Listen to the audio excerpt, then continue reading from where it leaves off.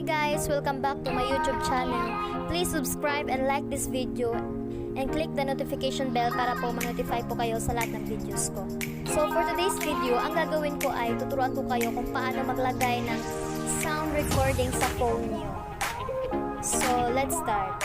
First, ang gagawin nyo ay hanapin nyo yung settings.